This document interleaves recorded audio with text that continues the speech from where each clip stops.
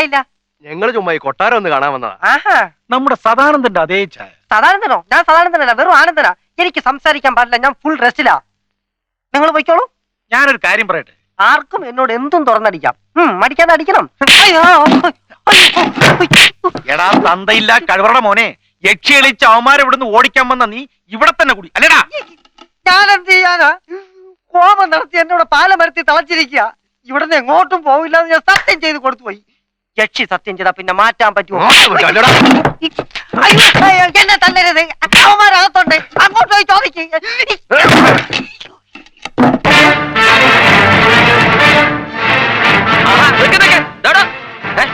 എങ്ങോട്ടായി തള്ളി കയറി പോന്നെ? ആഹാ, ചന്ദനവർമ്മയും മഹാഗണി വർമ്മയും ഒക്കെ ഉണ്ടല്ലോ. ഈ മുള്ളുമുരുക്കുകൾ ഏതാ മനസ്സിലായില്ല. എവിടാ നിന്റെ റിസീവർ? ഉണക്കാനിട്ടിരിക്കുക.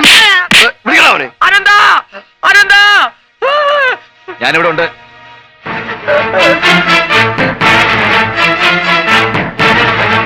അവനെ വിടുക. ഇല്ലെങ്കിൽ നീ എന്ത് ചെയ്യണം പുല്ലേ? അവകാശത്തിന് വേണ്ടി ആർത്തി പിടിച്ചു കിടക്കുന്ന അലവലാദികളാണെന്നറിയാം. എന്നാൽ ഈ കൊട്ടാരത്തിന്റെ താവഴികളാണല്ലോ എന്നുള്ള ചെറിയ കൺസിഡറേഷൻ നമ്പരാക്കന്മാർ അത് ഇല്ലാതാക്കരുത്. മനസ്സിലായല്ലോ? മഹാഗണി മസിൽ വരക്കരുത്. മര്യാദയ്ക്ക് ഇവിടുന്ന് ഇറങ്ങി പോകുന്നതാണ് നല്ലത്. ഇല്ലെങ്കിൽ കൊണ്ടുപോകാൻ ശവമഞ്ച് ഏർപ്പാടേണ്ടി വരും. നിന്നെയൊക്കെ പടിയിറക്കാനുള്ള വകുപ്പായിട്ടാണ് ഞങ്ങൾ വന്നിരിക്കുന്നത്. എന്നാൽ അത് പിടിച്ചു നിർത്തല്ലേ, ഇങ്ങോട്ട് ഇറക്കി വേ വകുപ്പ്. ഈ കൊട്ടാരത്തിലുള്ള സാധനങ്ങളെല്ലാം ഇപ്പൊ ഇവിടെ ഉണ്ടോ എന്ന് അറിയണം. അത് ഞങ്ങൾക്കൊന്ന് പരിശോധിക്കണം. അവിടെ നിൽക്കാൻ പരിശോധനയൊക്കെ ആവാം, പക്ഷെ ഇപ്പൊ പറ്റില്ല. കോടതി എന്നെ റിസീവർ സ്ഥാനത്ത് നിന്ന് പിൻവലിക്കുന്നവരെ ഇവിടുത്തെ അധികാരി ഞാനാ. അകത്ത് കയറി തമ്പുരാന്റെ മുട്ടുവലിയാൻ തല്ലി പിടിക്കും. എന്നാ അതൊന്ന് കണ്ടിട്ട് തന്നെ കാര്യം. ഏത് പോലത്തെ അധികാരിയാടാ നീ? ഇനി ഈ കാണുന്ന കൊട്ടാരത്തിന്റെ സ്വത്തിന്റെ അവകാശികള് ഞങ്ങളാ. ഉണ്ടായിരുന്ന അവകാശി ചത്തവരും പത്രത്തിലൊന്നും വായിച്ചില്ല അല്ലേ? എന്നാ ഇപ്പൊ അറിഞ്ഞോ, അവൻ ചത്ത് മണ്ണടിഞ്ഞു. ഇനി നീയൊക്കെ ആർക്ക് പിണ്ണം വെക്കാനാടാ ഇവിടെ നിൽക്കുന്നത്? ഇറങ്ങടാ പുറത്ത്. ആദ്യം ഈ പടിക്ക് പുറത്തിറങ്ങേണ്ടത് നിങ്ങളാ. എല്ലാറ്റിനെയും കൊന്നു കുഴിച്ചു മൂടിയല്ലോ. ഇനി തൃപ്തിയായില്ലേ? നിർത്തറ പട്ടി ചെനക്കല്. നീ എന്റെ മുമ്പിൽ നിന്ന് സംസാരിക്കാറേ. തമ്പുരാൻ ദേഹം അശുദ്ധമാക്കരുത്. ഓ, റിസീവർ സാറിന് വേദനിച്ചോ?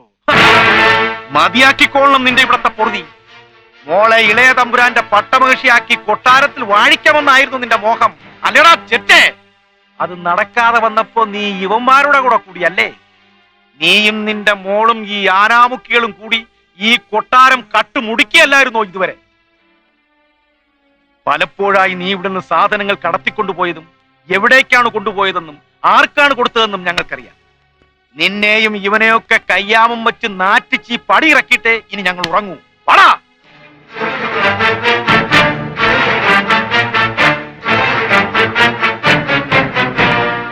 അല്ല, തമ്പ്രാക്കന്മാരെന്താ വെറും കയ്യോടെ? സാധനങ്ങളൊന്നും കിട്ടിയില്ലേ? കിട്ടി.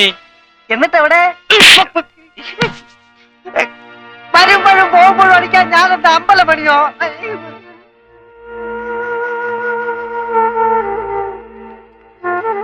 സംഗതി കൈവിട്ടു പോയല്ലോ അനന്ത. ഇനിയിപ്പോ എന്ത് ചെയ്യും? ഇതൊക്കെ ആരാ ചെയ്യിച്ചെന്ന് എനിക്കറിയാം, എന്ത് ചെയ്യണമെന്നും അറിയാം.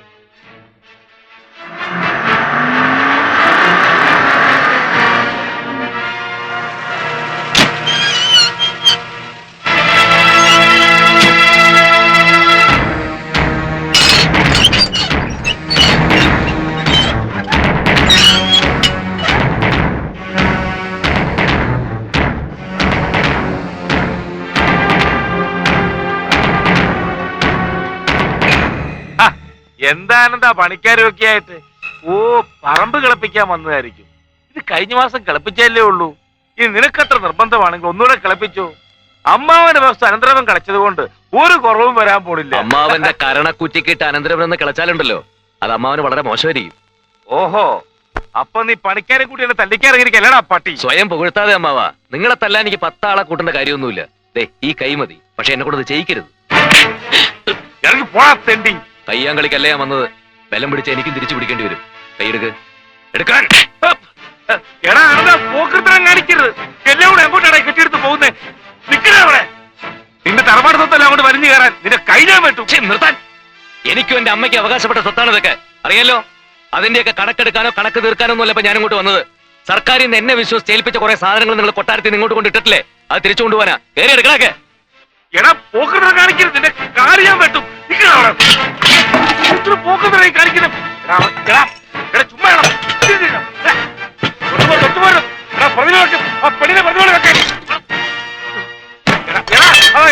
തറവാട്ട്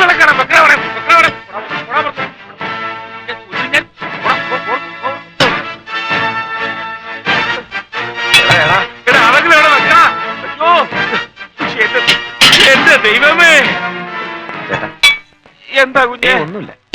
എടാ, അയ്യോ, അയ്യോ, അയ്യോ.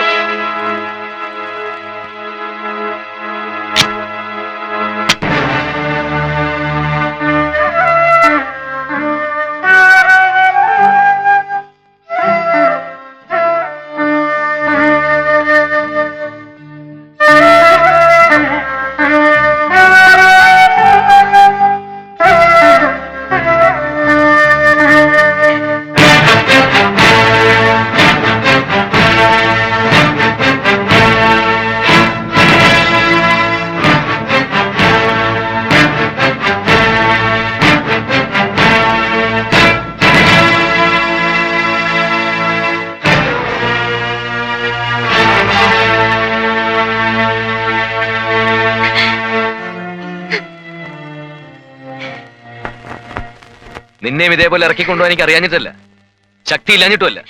വ്യക്തിബന്ധങ്ങളും സ്നേഹബന്ധങ്ങളും പണം കൊണ്ട് അളക്കുന്ന ഈ മനുഷ്യന് അതിന് ഞാനൊരു വലിയ വില കൊടുക്കേണ്ടി വരും. വെറുപ്പായിരുന്നു നിങ്ങളോട് എനിക്ക്. ഓർമ്മ വെച്ച നാള് മുതൽ കണ്ടും കേട്ടും മനസ്സിൽ കയറി കൂടിയ വെറുപ്പ്. ചതിയിലൂടെ എനിക്കും എന്റെ അമ്മയ്ക്ക് അവകാശപ്പെട്ടതല്ല നിങ്ങൾ തട്ടിയെടുത്തപ്പോഴും, അത് തെറ്റാണെന്ന് അറിഞ്ഞുകൊണ്ട് തന്നെ നിങ്ങൾ പറഞ്ഞ ഓരോ കാര്യങ്ങളും കുറ്റബോധത്തോടെ ഞാൻ അനുസരിച്ചപ്പോഴും ആശ്വസിച്ചത് ഇവൾ ഓർത്ത് മാത്രമായിരുന്നു. അതിലും നിങ്ങൾ എന്നെ ചതിച്ചില്ലേ? അനന്തന്റെ ഒരു മുഖം മാത്രമേ അമ്മാവൻ കണ്ടിട്ടുള്ളൂ. അനന്തരവന് മറ്റൊരു മുഖം കൂടിയുണ്ടെന്ന് നിങ്ങൾ ഇനി കാണാൻ പോകുന്നേ ഉള്ളൂ. ചതിച്ച് നേടിയതൊക്കെ ഞാൻ തിരിച്ചു പിടിക്കും. ആ നേട്ടങ്ങൾക്ക് മുന്നിലും നീ നഷ്ടപ്പെടുമെന്ന് എനിക്ക് ആഗ്രഹമുണ്ടായിരുന്നു. പക്ഷേ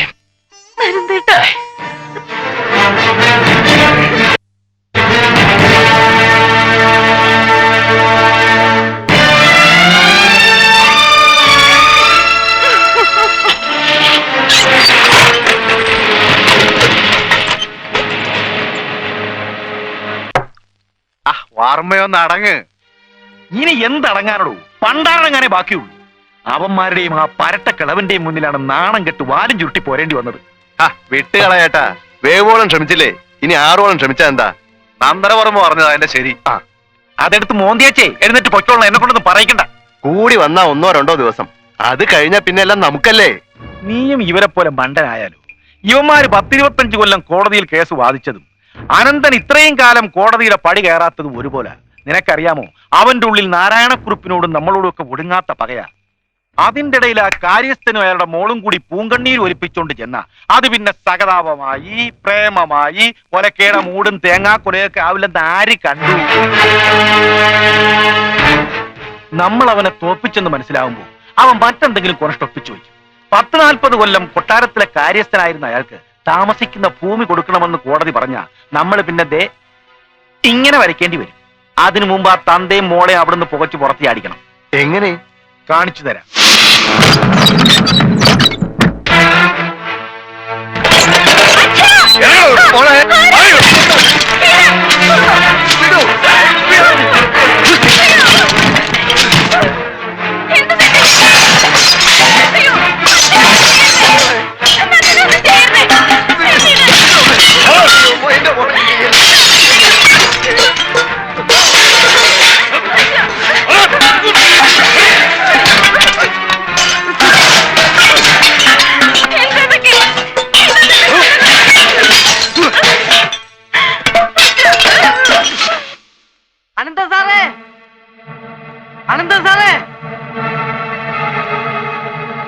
കാര്യസ്ഥനെ മകളെ ആ വർമ്മയും കൂട്ടരും കുടി ഒഴിപ്പിക്കുന്നു.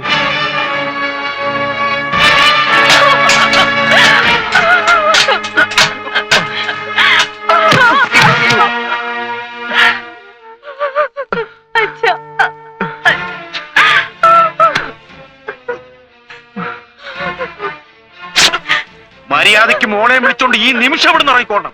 ഇല്ല, തമ്പുരാൻ എനിക്ക് തന്ന മണ്ണ ഇത്. ഇവിടെ വിട്ട് ഞാനെങ്ങും പോവില്ല. നായേ, തമ്പുരാൻ നിനക്ക് തന്ന മണ്ണോ?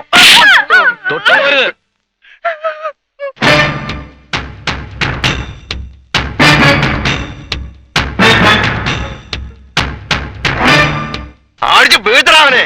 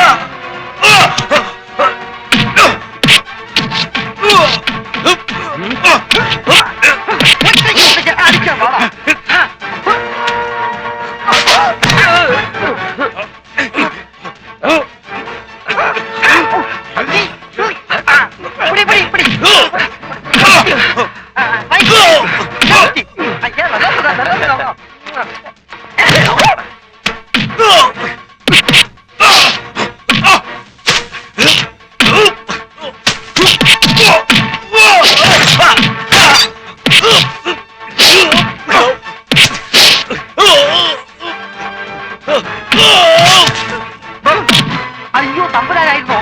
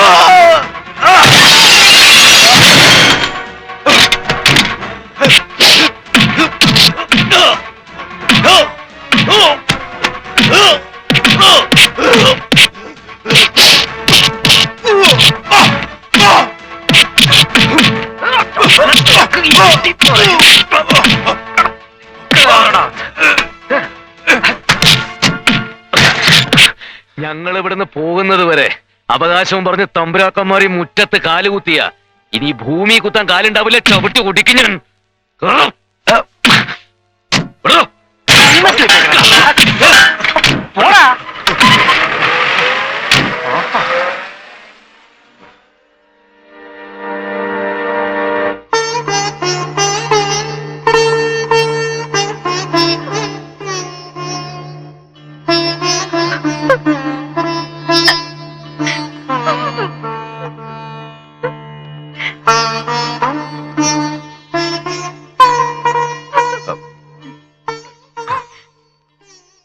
നന്ദിയുണ്ട്.